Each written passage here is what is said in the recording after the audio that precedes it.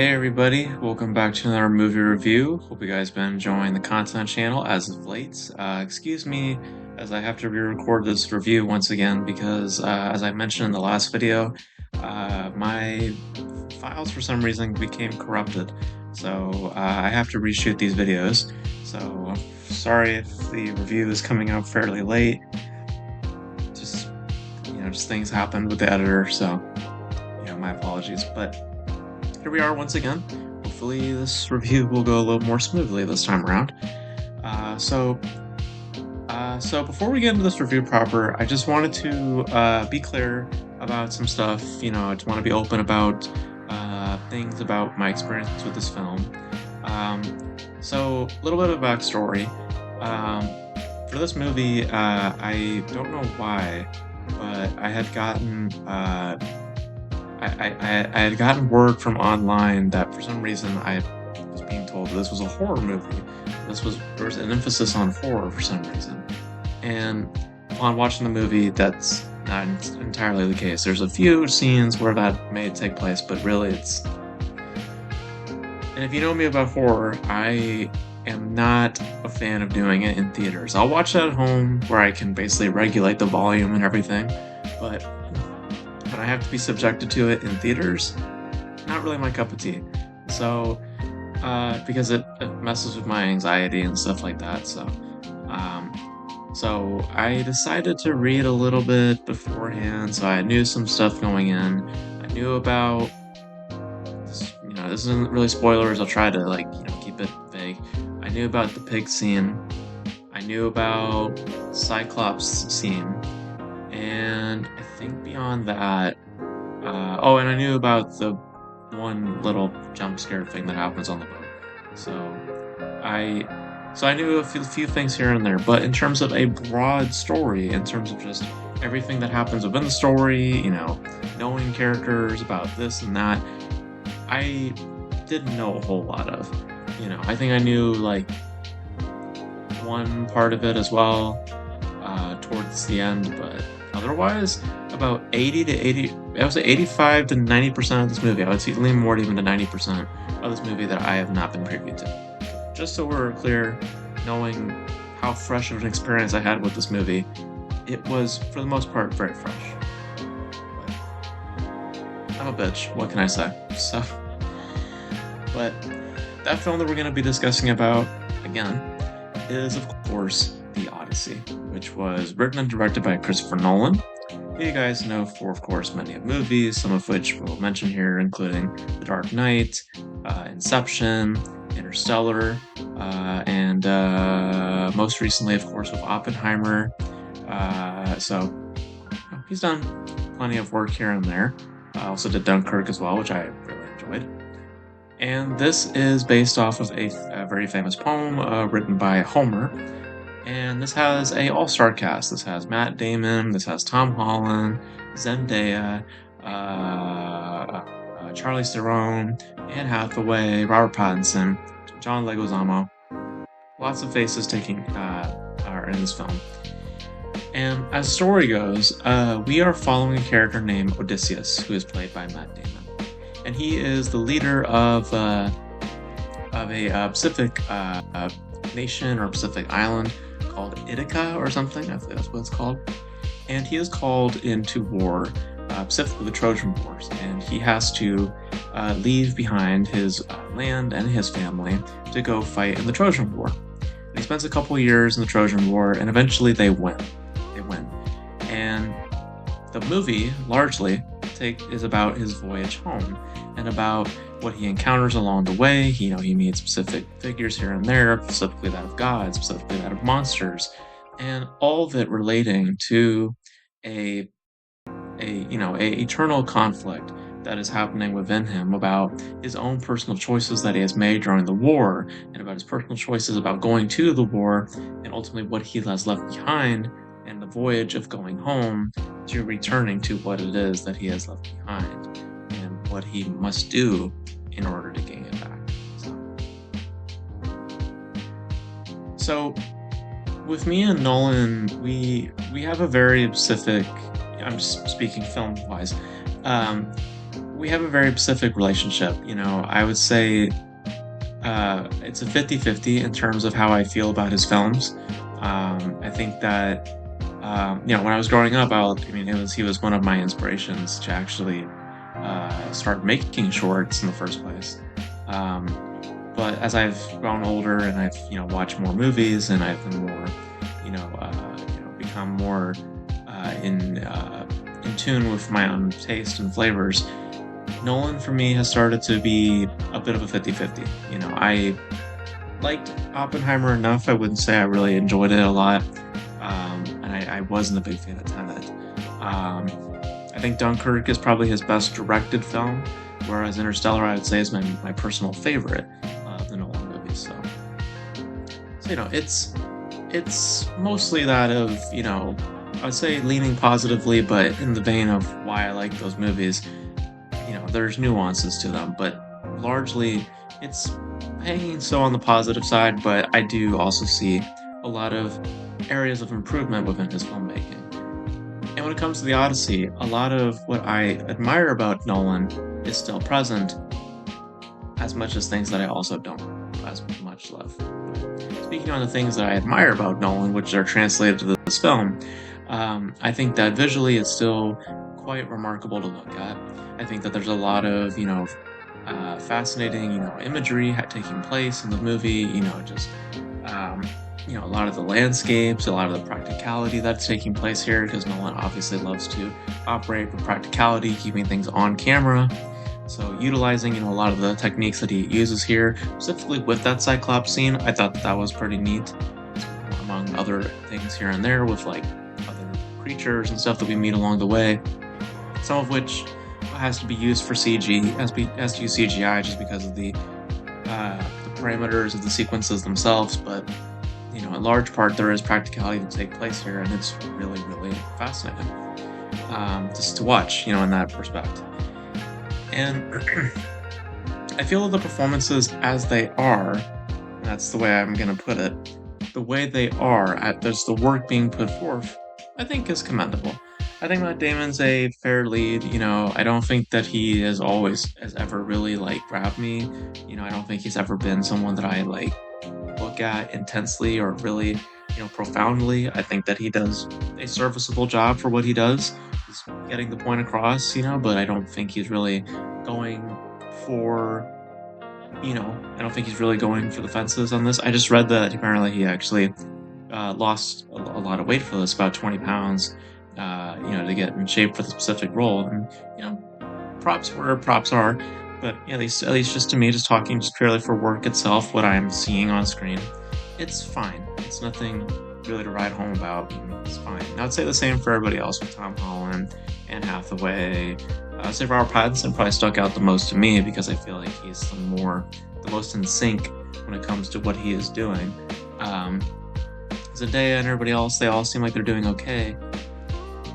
But what I feel like this film ultimately struggles with, and why I ultimately walk out of it feeling just by a general feeling of it feeling more or less mediocre to me, is a lot to do with the structure and a lot to do with how the film is being cut.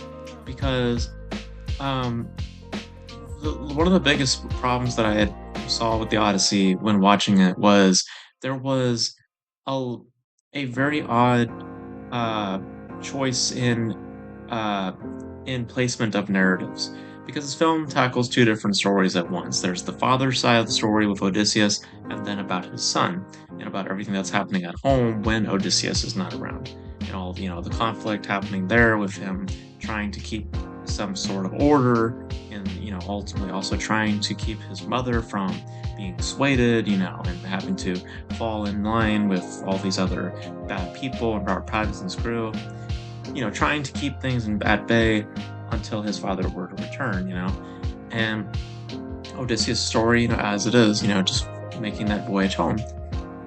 I feel as though that the way that the film plays with these two stories, it just doesn't feel as satisfactory. I feel like it's a story you could tell chronologically. I feel like you could tell the story from beginning and end and not have things here and there, have to take place, because it doesn't feel as substantial or as weightful when certain things are having to be presented to us at the beginning, or at the beginning, and it turns out, oh, surprise, this is the end of that story. We're just telling you in a different order. Um, I don't entirely mind it, but at the same time, for what it is, it doesn't really act as informative as much as, let's try to, technically speaking, and in terms of an edit, try to create something, to where it feels more stylistically complimentary, but not necessarily narratively complimentary. So I took issue with the structure because I just didn't think that it really needed to go the way that it did. I feel like telling it ultimately through, just from beginning to end, I feel like would have been a lot more satisfactory rather than having the past and the present kind of coincide to what ultimately is leading towards that of the future. But yeah, and also specifically with the edits themselves. In cases like with this movie, there's just not a lot of interplay. There was one scene in specifically that comes to mind where it's Elliot Page, who I thought he did a good job. I've heard people having criticisms for weird reasons, but I thought he did a great job. I think one of the better performances, honestly, in my opinion. And it's a very pivotal scene with him, and it's the scene with Matt Damon. And the way that scene is cut, I just felt was very simplistic and very basic. Just characters talking, we cut to them. Character talking, we cut to them, and that's just the same sort of pattern being played out. There's no interplay. There's not letting dialogue hang and just letting it flow to the next scene. Where it feels as if we're having this. It's important now to have a POV rather than just going directly to the character speaking again. I feel like in cases with the Odyssey that happens a lot, where it's just like there's not a lot of hanging as much as just starkness. And I just don't like that feeling a lot sometimes, and in this case, I just don't feel like it really was needed. I felt like it needed to flow a little bit more. And again, that all falls more back to my point about the structure and just how I feel it doesn't really enrich the story as much as trying to just, act as more like this sort of deal where it's like, let's be stylistic, let's play with it a little bit, let's put information here, and then let's put information there. But it doesn't exactly enrich or empower the story in many ways. It just makes it to where, okay, I guess we're going to go here, and then we're going to go back here. But for what? What is the strong reasoning behind that? And I just feel there isn't. And the real problem beneath all of that is my biggest issues with Nolan is that for something like this to also register, there has to be a great sense of resonance to supply it. And I feel that ultimately is the biggest issue with the film, and an issue with Nolan that I've had in the past many times, is that he is a solid filmmaker, but he is not that great in terms of a storyteller. There's a difference between those two things, because when you watch a Nolan movie, largely of what you're seeing a lot of times is very great technicality. And I think that translates in some ways well for him as a storyteller. In the case of like Dunkirk, a movie like Dunkirk really relies upon the technicality. It's not really to do with the characters occupying the movie, it's to do with the event itself. So for what Nolan is doing there with focusing on the technicality, focusing on the practicality, showing you the jets and the boats and the sea and all that sort of stuff, that is a lot more impactful because his sensibilities are way more in sync with his project like that. I think that Interstellar is the closest that he's ever gotten to being very resonant, and I think I've also heard it's his his personal favorite film, and I get why, because it's the closest that you've gotten to seeing Nolan. And I don't mean to be rude, but it's the closest that I've seen to Nolan's heart, and I think that it leaves more, in terms of emotion for me, and that's why I also really admire Interstellar and ways for that. With the Odyssey, I just feel like it is a return to that same issue that I've had with Nolan, where I just don't feel like I'm getting a lot of that emotion here. And it tries. This is a film that absolutely tries to go that way, to hit those marks. It's not in other cases with Nolan where he just kind of avoids it, or kind of just moves on from it. This is a film where it tries to go for that, and I just don't think it really hits. I never felt it. I never felt the weight. I never felt, when certain encounters happen with certain characters, it doesn't register. And I feel with that, these other issues that I'm bringing up become more prevalent. The structure, the editing, all that. And to some extent, I feel also it's just long-winded. I just feel like it is also a long movie, and to some extent, I feel like you can cut down the movie to maybe like 10 or 15 minutes. Um, but all these issues, I feel like could have been avoided to some extent if there was more of a more solid foundation for resonance to take shape. I just don't feel like that's the case here. So, because in that also, the performances just feel a bit stagey, and I feel like that's the issue that I was getting at earlier, was that the performances, for the work they're doing, it's okay, it's fine.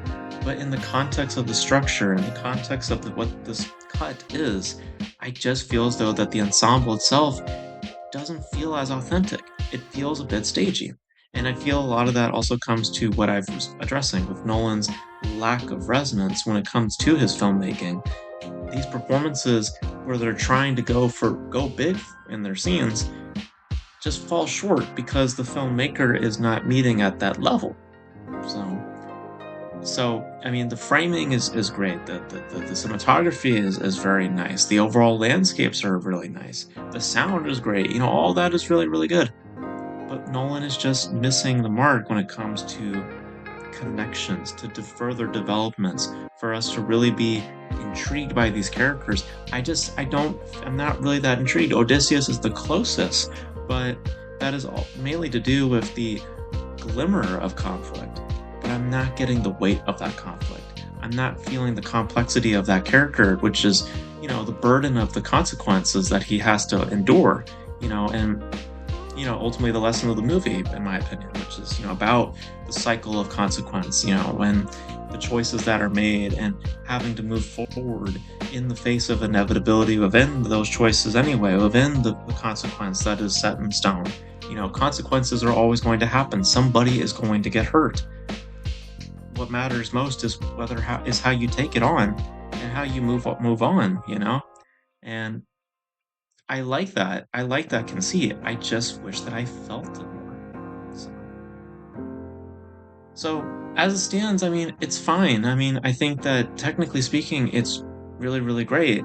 And I think that what the performances are doing, it's not bad. And as the story goes, just by its conceit, by its pitch, it's interesting. I just wish that I felt more. I just wish that I felt the weight of what it's trying to get across. I wish I felt the power of those performances more. And in all that, I feel it falls to Nolan's great weakness as a filmmaker, which is his lack of storytelling. I needed to feel it more. And I just don't think in the case of the Odyssey, I'm really feeling it. So it's good, but it's not particularly great, if you ask me. So yeah, so those are my thoughts on the Odyssey. I think it's okay. I think it's good. I just don't think that it really hit me all that much when it was all said and done. And I think a lot of it falls to what Nolan's weaknesses are as a filmmaker, or as a storyteller. Not much as a filmmaker, but as a storyteller does. But you guys, what are your thoughts on the Odyssey? If you guys have checked it out, it opened fairly big. I think it was the biggest opening of his career. So, I mean, we'll see how things play out, because this film is a beast. $250 million production. I think it was like an additional $125 million for marketing. So it's got a long ways to go to become profitable. But that remains to be seen. With Spider-Man coming out next week, who knows? But let me know your thoughts on the Odyssey if you guys have checked it out, and if you guys have read also the poem that it's based on. Let me know. Let me know all your thoughts relating to the Odyssey in the comment section below. And that's gonna be it for this video, guys. Thank you guys for tuning in. And until then, I will catch you guys in the next video. Bye.